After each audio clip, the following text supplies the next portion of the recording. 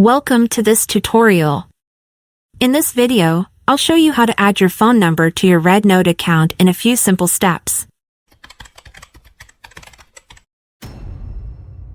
First, open the RedNote app on your phone and log into your account if you haven't already. Once you're in, tap on the profile icon in the bottom right corner to go to your profile.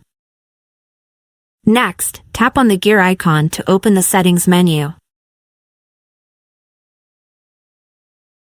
Now, open Account Security. At the top of the screen, you will find the Mobile section. Tap on it.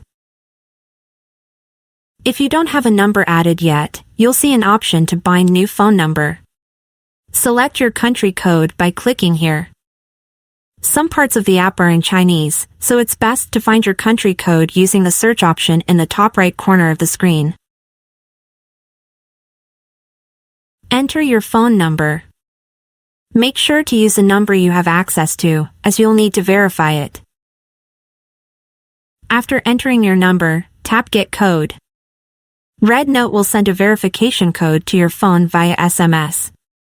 Check your messages, copy the code, and paste it into the verification field in the app. Once verified, your phone number will be successfully added to your RedNote account. And that's it.